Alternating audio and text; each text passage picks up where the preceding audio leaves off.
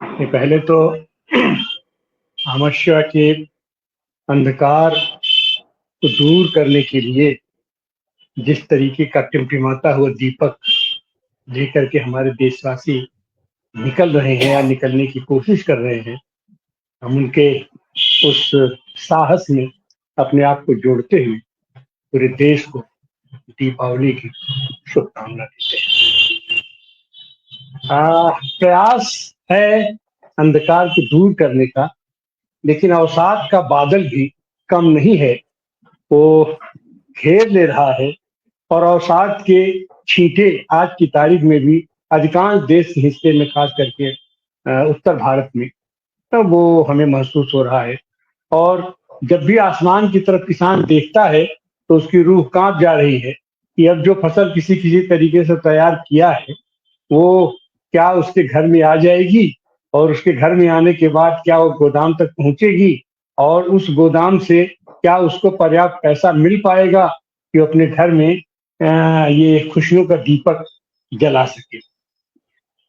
इस बीच एक दुखद, जहां पूरा देश या पूरी दुनिया कहिए जश्न मनाने की तैयारी में है, भारत में बच्चे फुलझड़ी पटाखा छोड़ रहे हैं, वहीं अमेरिका, इजराइल ये सब मिल करके तरह तरह के देशों पर अपने तरीके से बम फोड़ रहा है।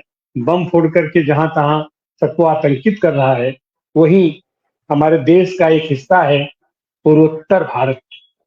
पूर्वोत्तर भारत का हृदय स्थल है असम, और असम कभी पूरा वो सेवन सिस्टर स्टेट का मास्टर प्लान हुआ करता था। वहां के लोग गम में डूबे हुए हैं। उनका सबसे प्रिय कलाकार, उनके सबसे प्रिय साहित्यकार, उनका सबसे प्रिय फिल्म मेकर, उनका सबसे प्रिय गायक एकाएक सिंगापुर में जाता है और वहां उसके साथ दुखद हादसा हो जाता है। और असम के लोग, और खास करके वो ऐसा गायक, वो कितना लोकप्रिय था, कितना जनता से जुड़ा हुआ था, यह तब देखने को मिला जब उस 33 साल के उस नायक को रिसीव करने के लिए असम में वो मुख्यमंत्री आता है जो कि उसके विचारों से कतई मेल नहीं खाता है, क्योंकि वो मुख्यमंत्री तो आज की तारीख में सांप्रदायिक ध्रुवीकरण का चैंपियन बना हुआ है पूरे देश के पैमाने पर। और जुबिन गर्ग उसके बिल्कुल खिलाफ, सबको एक साथ लेकर के चलने वाला, और उल्फा तक के धमकियों को नकार देता है। लाखों लाख की भीड़ में कहता है कि हम छठ का गीत गाएंगे, हम दुनिया, हम अपने भारत के जितने भी लोकगीत हैं हम उस सब को गाएंगे, हम एकता का संदेश गाएंगे। और उल्फा के लोगों को हटना पड़ता है, और वो साथी गाता है गीत, और गीत गाता ही रहता है, और एक दो भाषाओं में नहीं, 20 भाषाओं में, क्या भोजपुरी, क्या हिंदी, क्या तमिल, क्या कन्नड़, क्या पंजाबी, क्या नेपाली, असमिया की तो बात ही छोड़ दीजिए, सब में। और आज भी, आज की तारीख में भी असम पूरा शोक में डूबा हुआ है।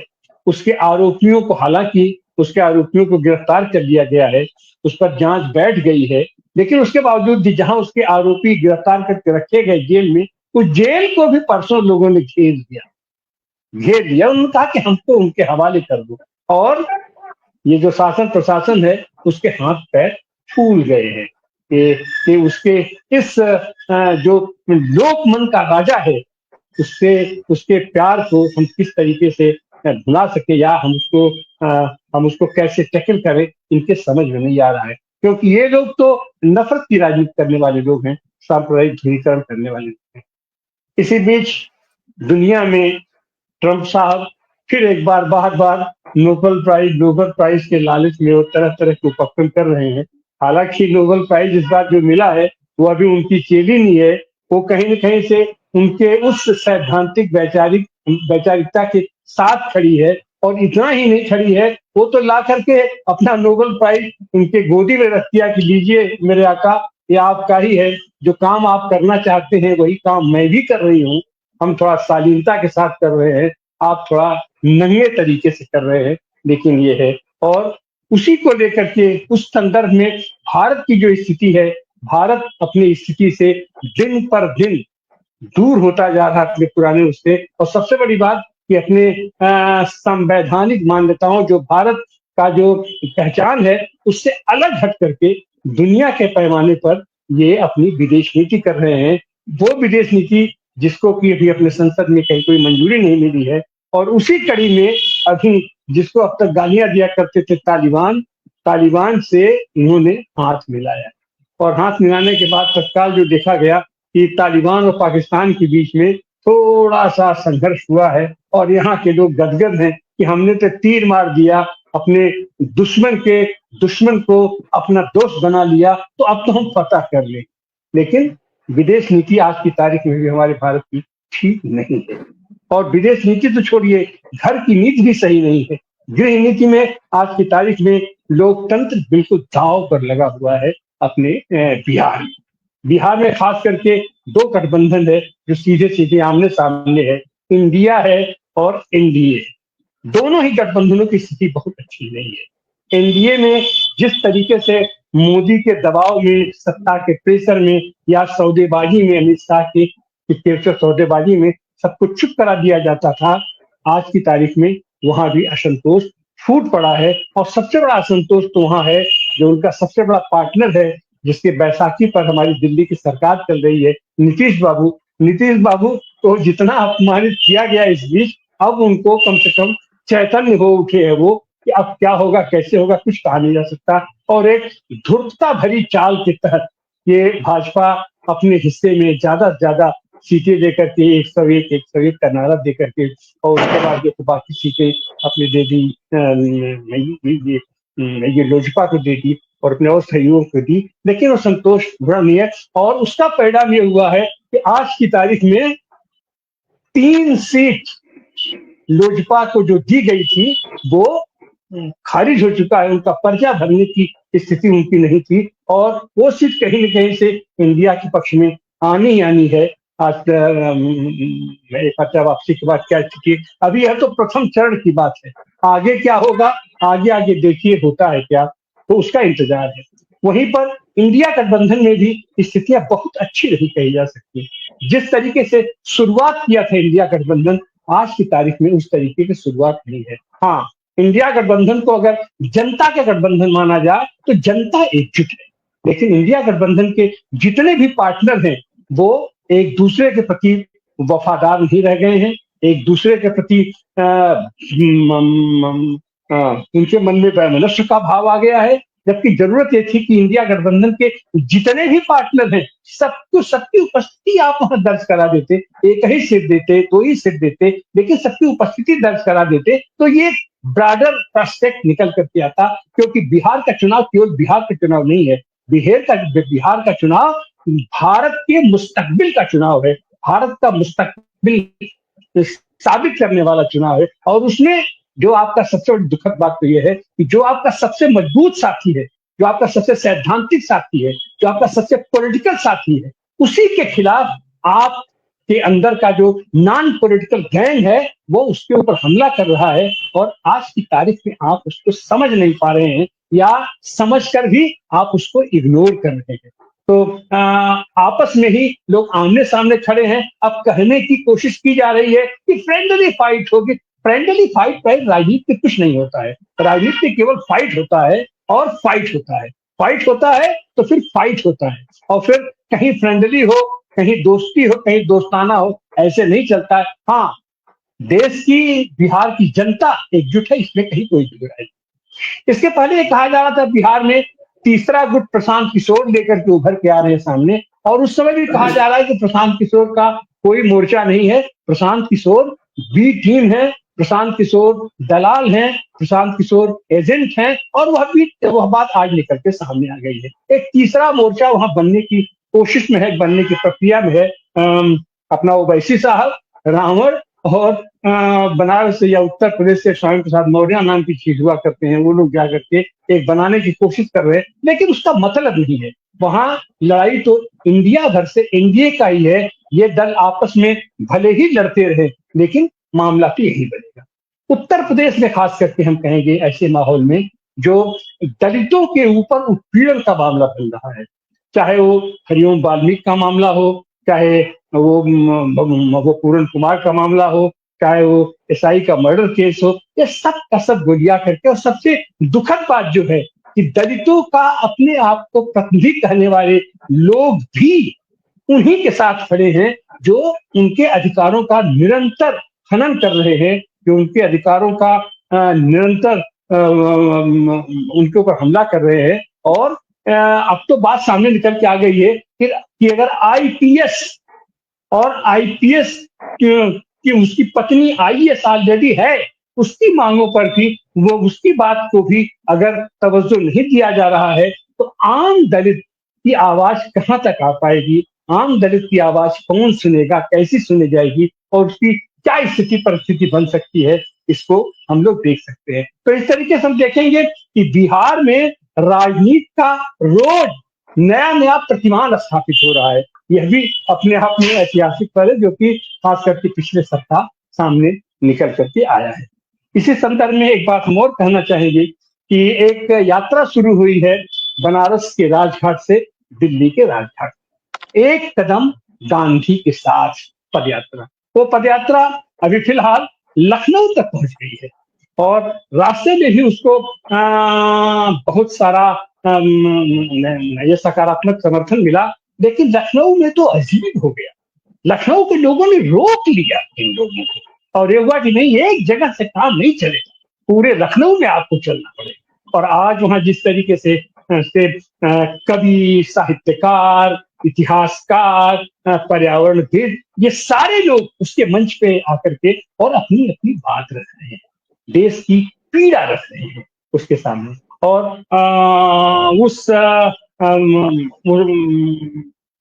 वो पदयात्रा जो इतनी लंबी लड़ाई के बाद, खास करके मोदी के विकास मॉडल को और मोदी जी के का जो विकास की का तौर तरीका है या अंदर की बात जो उनके है, तो सामने निकल के आया कि गांधीवादी साहित्य, गांधीवादी दर्शन का जो मूल स्रोत हुआ करता था, उसके प्रकाशन स्थली को भी, और उतना ही नहीं, विनोबा भावे की साधना स्थली, जयप्रकाश नारायण की साधना स्थली, जिस जयप्रकाश के कंधे पर बैठ करके आज ये लोग यहाँ तक पहुंचे हैं, उस जयप्रकाश नारायण के साधना स्थली को बुलडोजर से ध्वस्त कर दिया गया, सारे भवनों का स्मृत शेष कर दिया गया, सबको मिटा दिया गया। वो आंदोलन उनका लंबे अरसे तक चल रहा था, उसी को लेकर के खास करके देश में समानता और समता और बंधुत्व का भाव जागृत हो, उसको लेकर के यह यात्रा इन लोगों की 56 दिनों की चली है, जो 2 अक्टूबर को शुरू हुई बनारस से, और 25 नवंबर को दिल्ली पहुंचेगी। 26 को जंतर मंतर पर ये लोग इकट्ठा होंगे, और जिस तरीके से प्यार मिल रहा है पूरे रास्ते भर में, वो निश्चित रूप से अभूतपूर्व है, और उसको लेकर के वो लोग उत्साहित हैं। और फिलहाल वो यात्रा इनकी लखनऊ में है। तो और इसके साथ साथ एक बात और है, गांधी जी के प्रपौत्र तुषार गांधी लगातार देश में भी चल रहे हैं, और देश में इस बीच जितने समाजवादी समागम हो रहे हैं, समाजवादी आंदोलन हो रहे हैं, समाजवादी समागम हो रहा है, उन सब में उनकी सक्रिय शिरकत हो रही है। और उसके साथ साथ बिहार में भी वो लगातार यात्रा कर रहे हैं, पदयात्रा कर रहे हैं। 2 राउंड की यात्रा बिहार में हो चुकी, तीसरे राउंड की यात्रा उनकी फिर शुरू होने वाली है। तो निश्चित रूप से देश में शांति को चाहने वाले लोग, शांतिकामी लोग, विकास को चाहने वाले लोग, आम आदमी के हितों की रक्षा करने वाले लोग, आम आदमी के हितों के संरक्षण के लिए कैसे कानूनों को जिंदा रखा जाए, उसके लिए जो हमारा संविधान बना है, उस संविधान को हम किस तरीके से जीवित रख सकते हैं, जिंदा रख सकते हैं, उसके लिए लगातार संघर्ष हो रहा है वहां पर। और उसको लेकर के एक चीज और भी है कि बिहार में इन लोगों का जिस तरीके से हमला ये लोग कर रहे हैं लालू के परिवार पर, इनको लगता है कि लालू के परिवार को पर अगर हमला कर देंगे तो उनके नेतृत्व पर हमला हो जाएगा इंडिया गठबंधन की, क्योंकि इनको लगता है कि वहीं से नेतृत्व निकल करके आएगा, और ये तेजस्वी यादव करके उसके व्यक्तित्व को लगातार निरंतर क्षरण करने की कोशिश की जा रही है। लेकिन तमाम झंझावातों के बावजूद, तमाम टकराव के बावजूद, इंडिया गठबंधन, या यूं कहें कि देश उसका प्रतिनिधित्व कर रहा है, बिहार की जनता उसका प्रतिनिधित्व कर रही है, और देश के पूरे डेमोक्रेटिक लोगों का साथ उनके साथ है। वो सारे लोग की आस्था मानसिकता उसमें जुड़ी हुई है और उसके चलते इंडिया गठबंधन निश्चित रूप से हावी है। वहीं पर एनडीए अपने तमाम हरकतों के साथ और खास करके अपना जो मजबूत पार्टनर उनका है चुनाव आयोग, उनके साथ मैंने धूर्तता और थिथराई की पराकाष्ठा पर जाकर के तो हम कहेंगे कि चुनाव आयोग उनके साथ खड़ा है। और उसमें भी जो हमारे यहाँ का न्यायपालिका है जिससे हम भरपूर उम्मीद करते हैं और आज की तारीख में उम्मीद कर रहे हैं कि वहां कुछ होगा, लेकिन वो न्यायपालिका भी केवल टिप्पणी कर रहा है और हम देख रहे हैं कि अब कुछ हो जाएगा, अब कुछ हो जाएगा, अब कुछ हो जाएगा, लेकिन ऐसा कुछ होता हुआ दिखाई नहीं पड़ रहा है। तीसरी बार उस पर तारीख पड़ी है और 6 नवंबर को पहले राउंड का मतदान होना है और फिलहाल 4 नवंबर को उनकी तारीख पड़ी है जिस पर कि कोई फैसला नहीं आने वाला है। इसको आम भारतीय भी जान रहा है। 4 नवंबर को भी फिर तारीख पड़ जाएगी, फिर आगे जाएगा, फिर तारीख पड़ जाएगी और हम देखे हैं कि महाराष्ट्र में किस तरीके से अनैतिक सरकार को लगातार चलने दिया गया। कोर्ट ने अंततः टिप्पणी किया कि ये तो इस्तीफा दे दिए, नहीं तो हम सरकार बदल दिए गए होते। तो देश की आकांक्षाओं के साथ इस तरीके से उनके साथ खिलवाड़ करना ये अच्छी बात नहीं है।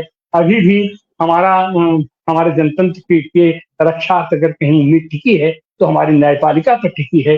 वो बेहतर काम भी कर रही है, लेकिन उसको एक निर्णायक परिणाम तक पहुंचना बहुत जरूरी है और ताकि देश में वाकई हमारा जनतंत्र सुरक्षित रहे, बचे रहे और जनता की आकांक्षाओं पर खरा उतरे, हमारा संविधान खरा उतरे। हम इसकी अपेक्षा करते हैं और एक बार फिर हम अपने देशवासियों को दीपावली की, और दीपावली तो हमारे यहाँ ये धनतेरस से लेकर के भैया दूज तक चलता है।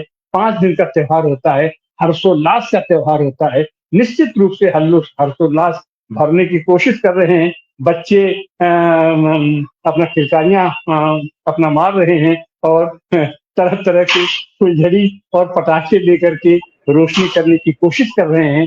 लेकिन हम उम्मीद करते हैं कि यह दीपावली हमारे जीवन में और भारत के जीवन में विकास की एक अलौकिक तस्वीर, एक अलौकिक प्रकाश लेकर के सामने आएगी और आने वाले दिनों में देश हमारा उन्नत के शिखर पर दिखाई पड़ेगा और जो भी झंझावात, जो भी अंधेरा छाया हुआ है हमारे देश पर और दुनिया के पैमाने पर, उसमें निश्चित रूप से एक रोशनी कौंधेगी और हम हमारे यहाँ भी क्रमशः हमारे यहाँ चंद्रमा निकलेगा, 1 2 3 4 5 होते हुए पूर्णमासी तक पहुंचेगा और पूर्णमासी पूरे देश के, पूरी दुनिया के पैमाने पर हम प्रकाशमान होंगे, प्रकाशित रहेंगे। इन्हीं शब्दों के साथ हम एक बार फिर अपने देशवासियों को बहुजन संवाद की ओर से और अपनी तरफ से दीपावली की बहुत बहुत शुभकामनाएं देते हैं। बहुत बहुत उम्मीदों के साथ हम